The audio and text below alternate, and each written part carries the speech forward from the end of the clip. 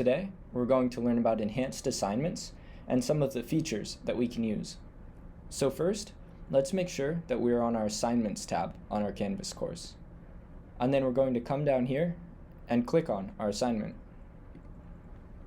So we're going to be going over three things. We're going to see how to view a Turnitin or Grammarly report. We're also going to be looking at how to limit the number of submissions on an assignment. And finally, we're going to be looking at how to reassign a submission back to a student. First, we're going to go and edit the assignment and see how to set it up. And then we're going to head over to SpeedGrader and see how it looks when we're grading papers. So after the main areas of our assignment are filled out, we're going to come down here and take a look at the submission type. For everything that we're going over today, the submission type will need to be set to online. If your assignment requires any of these other three options, this video won't be applicable to you. Now we're going to come down to the submission attempts. This simply dictates how many times a student can resubmit their work. So let's say they messed up and had a typo on their paper when they submitted it.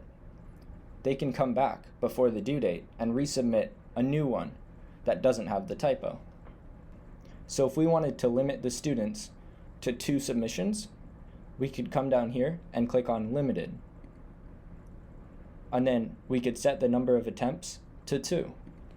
And in order to be able to reassign the assignment back to the student, they need to have at least 2 attempts. We'll go more into that later. And lastly, we have Turnitin, our plagiarism review. And we're going to be looking at how to view that plagiarism report after the student's work is submitted.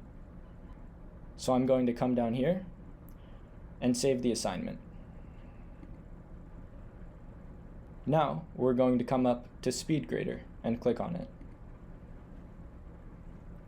So we have one submission from the student, and we can see that they submitted this PDF. And we can see that there's a 72% next to that document. So we're going to click on the 72%, or whatever percent it is in your case. And this takes us to Turnitin. We're able to look at a lot of different tools to check for plagiarism. So for example, we can come over here to the right and click on the percentage.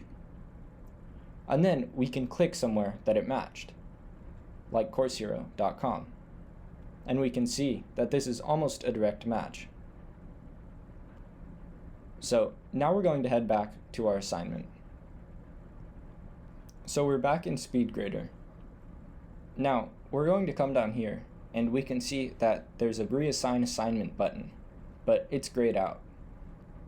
So in order to be able to reassign it back to the student, we need to leave a comment.